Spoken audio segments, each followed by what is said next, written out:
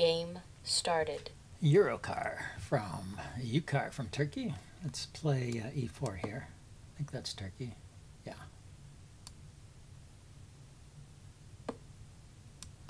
e4, e5.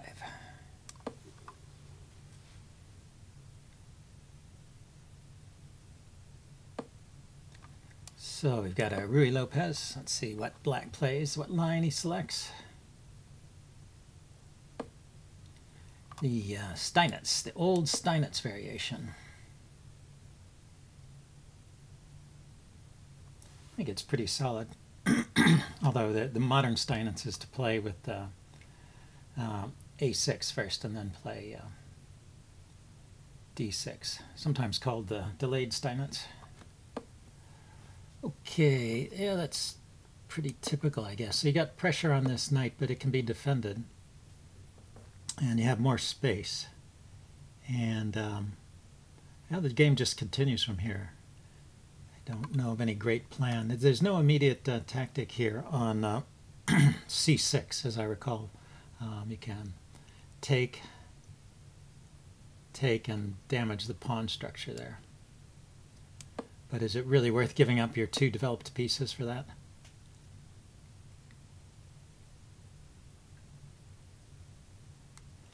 Well, now he's wasted a move on a6, so you have to decide.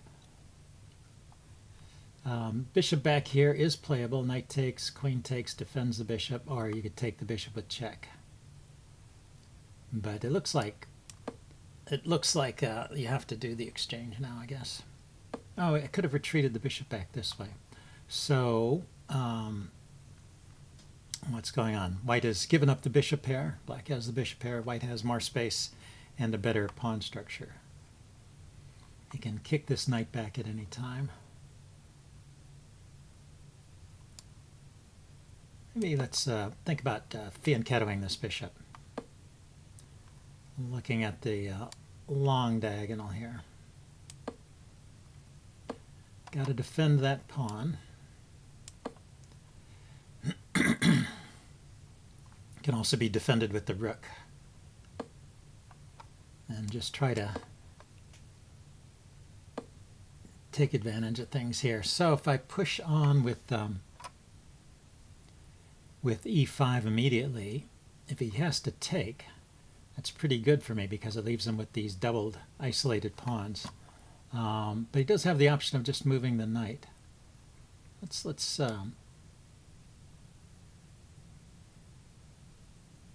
take away some squares from that knight. He's preparing to... now the push works. Because if he takes, I take back, and he's got these doubled pawns. And if he doesn't take, if he just moves the knight, then I'll take, and that also leaves him with doubled pawns. In the previous line, his pawn was back on c7, and when I took, he could take back with a pawn, and he'd have a pair of pawns there. He would have the backwards d-pawn, so that was maybe a possibility, but it's, I think, better here. Certainly worth playing at this point.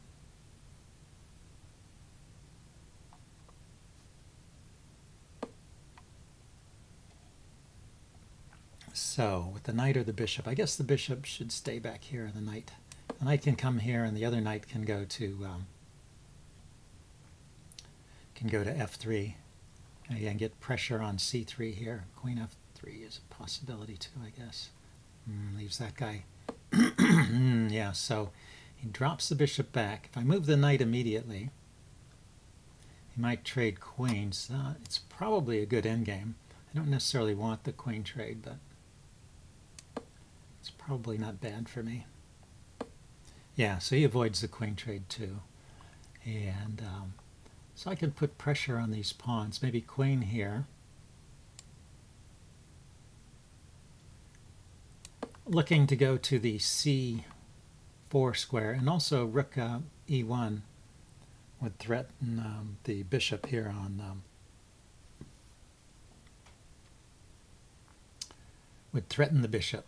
So let's do that first. It's a nice developing move too. So a sudden knight move would put this bishop in jeopardy, so I could snag a pawn that way. And he moved his bishop out of the way.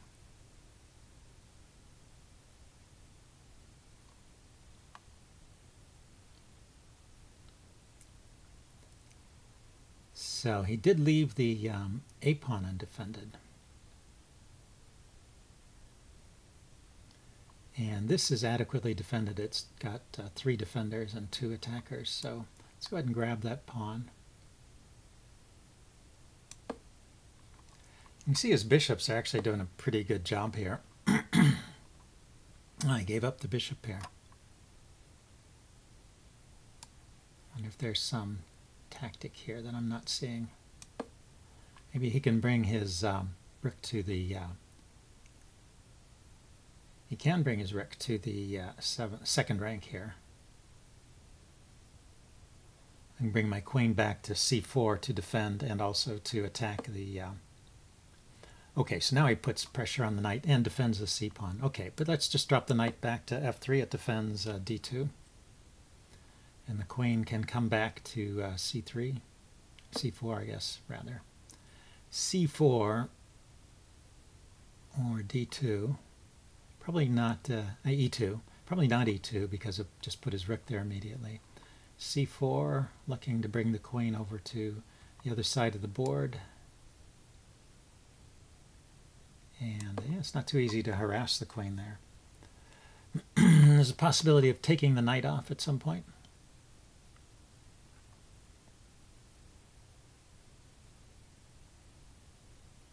Bishop takes knight would leave him with a damaged pawn structure. He may be thinking about the sacrifice on h3. See if he's, that would be kind of like a desperation move. We'll see if he's ready for that.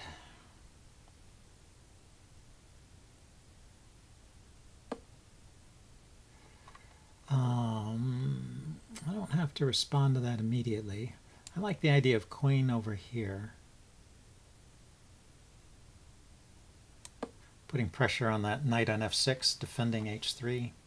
If he trades, I'll take. If he attacks the a-pawn, I'll just push it forward. And maybe I'll be pushing the pawn forward anyway if he defends his knight in some way. Like maybe dropping the rook back to defend the knight or lifting the rook. Or moving the knight if he's got a square to move it to. Here, here. Not too many good squares. Okay, so he defended with the queen.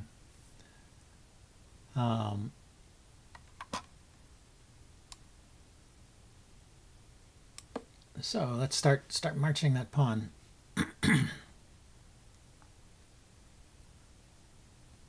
Maybe I want to trade rooks now so that this rook can sit on the a file undisturbed.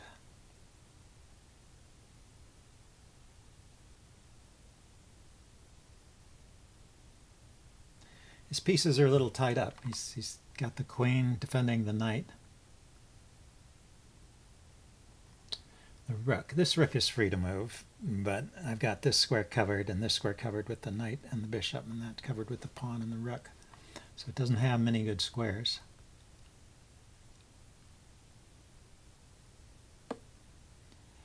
Ah, he can bring the bishop out. Okay, but now when I take here, how is he going to respond? He can't take with the knight. He has to take with the queen. Okay, but let's think it through. Rook takes. If knight takes... Oh, no, I could trade queens. And then I have to defend this pawn. Rook takes. Queen takes. And then I take here. He takes back. And then I defend the pawn. Yeah, at the end of the day, I have to defend that pawn. But probably I should trade first so that I can defend the pawn conveniently with my rook. Let him decide how to take back. He took with the knight. So my queen is defended, so I don't have to trade.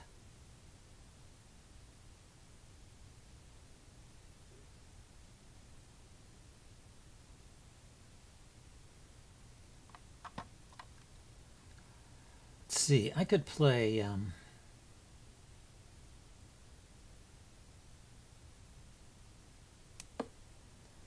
c4 there. Make his knight or rook, make his rook move. Get my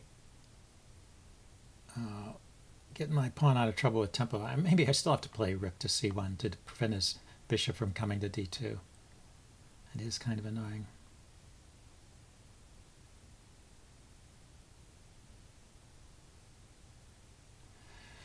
So let's see, queen takes, knight takes. He can't attack the pawn just yet because the rook has to move, and after the rook moves, and I can either take his bishop or play rook to c1. I wonder, I could have considered queen g3, coordinating with the bishop, but his knight could just come back. Check. He goes there. Oh, that's interesting.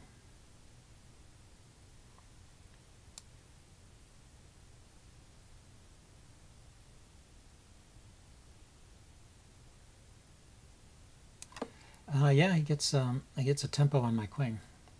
I mean, check. He gets a tempo here after the check. He can take the pawn.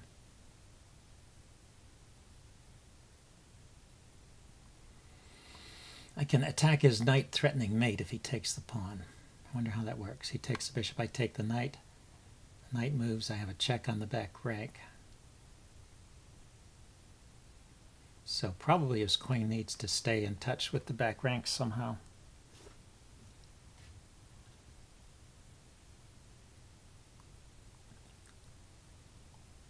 All right, that was a pretty clever move, I thought, that he found there. He goes there. So if I play queen to e7, his king moves. The king can't really go anywhere. His knight, wherever it goes, I have the check. So if he takes the bishop, I take the knight.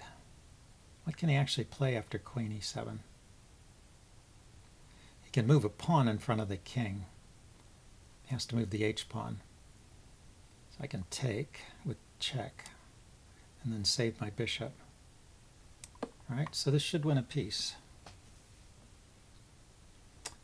He could defend the knight with the bishop. Bishop here, then I take the bishop, and he's still got some problems.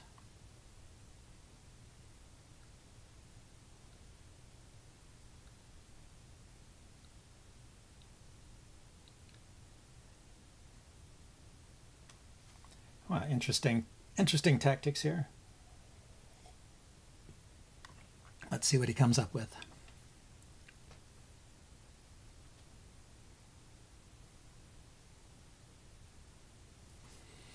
There's also queen e5, threatening mate and threatening the bishop. Well, the bishop is defended. Oh, he defends with the queen that way. That's pretty good.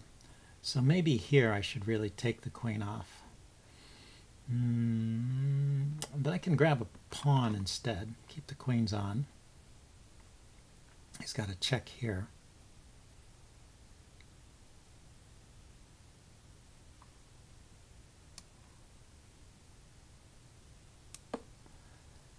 I think I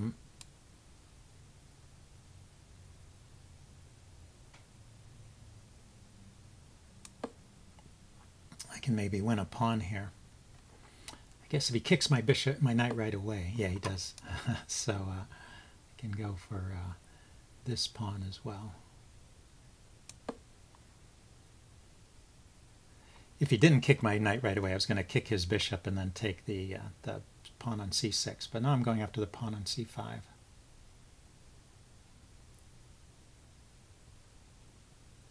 And I don't see any way for him to defend it. But what he can do is he can attack the b3 pawn, but the knight on c5 defends it. Okay, so let's attack the bishop and get those pawns rolling. The knight conveniently defends a4 as well.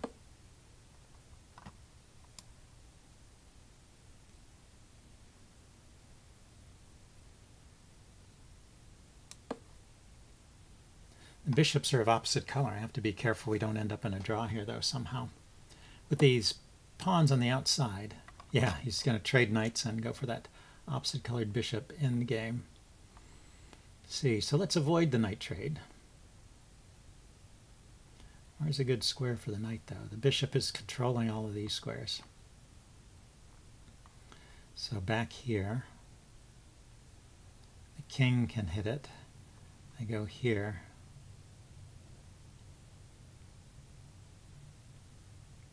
attacking this pawn.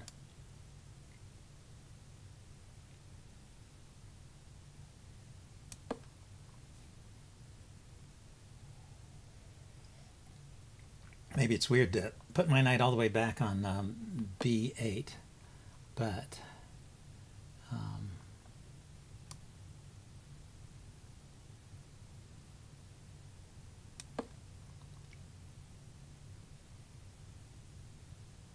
it does kind of promote the way, it shows the way for these pawns to come forward. So let's push here immediately. So I push, he takes, I push again, I'm going to queen. His knight is guarding that square.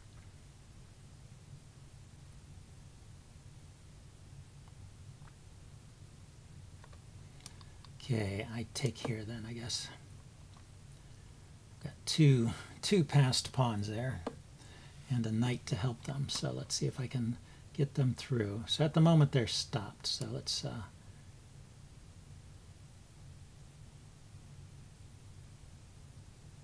probably let's put the knight back. Let's bring the king in.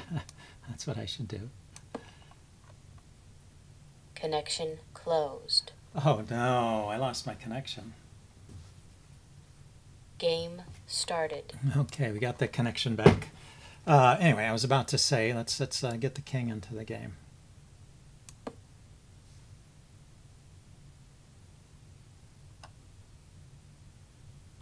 Sometimes, yeah, if you can't see a way to make progress, you've got to bring all your forces into the game. So I have a check here, but I don't see that does any good. He has a check. Server announcement. Got to avoid the dark squares.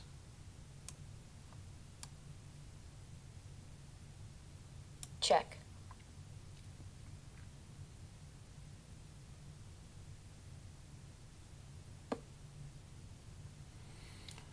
Okay, so now I can bring my king in.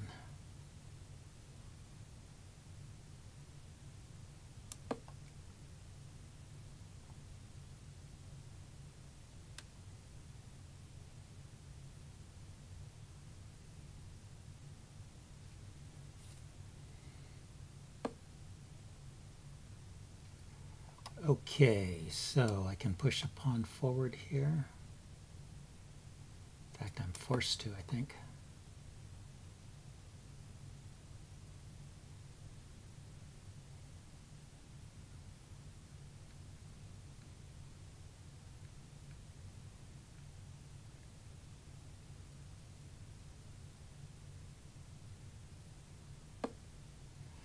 So he goes there. Okay, so let's keep going then.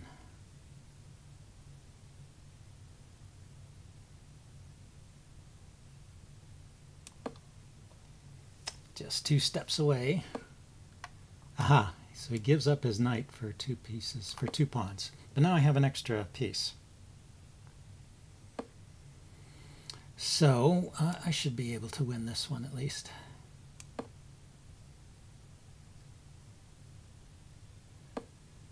Keep my pawns on dark squares. Oops. Careless. Started moving fast because it was getting near the end of the game.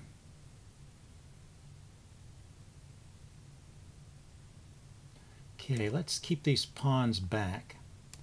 And let's try and push his king around a little bit.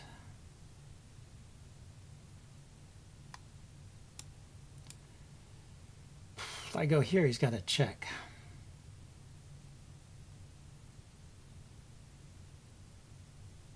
With those pawns.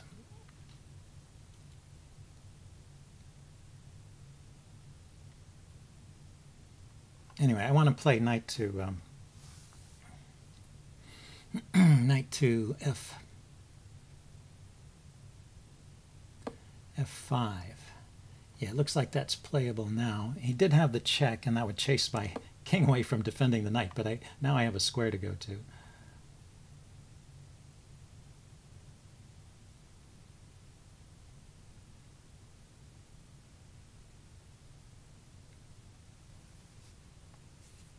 "42 seconds.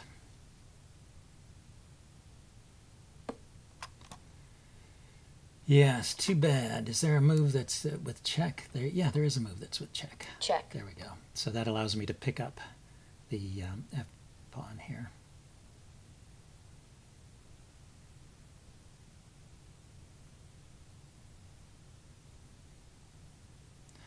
That's the way to do it. Whittle those pawns down before they come into contact with these pawns and dissolve them all.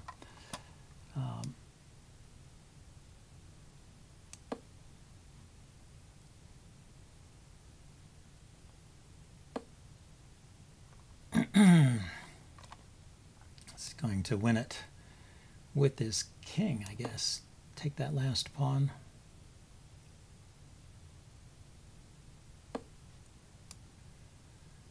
Okay. So I have to defend that pawn at all costs. That's my winning chance. Hold on to it with the bishop.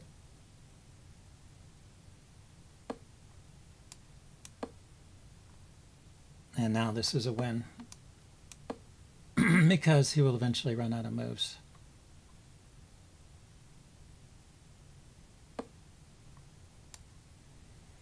Like here. Has to go back.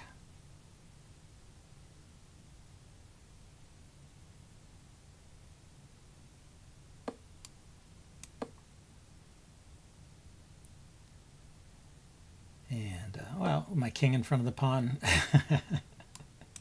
Let's just push the pawn forward.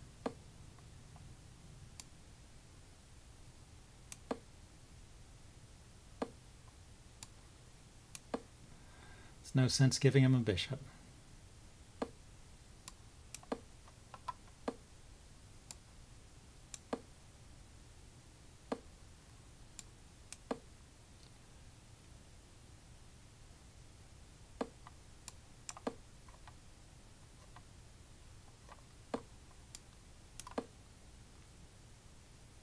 Black resigns. Okay, he resigned. Well, anyway, it was an interesting game. I will upload this and do a postmortem. See you guys later. Bye.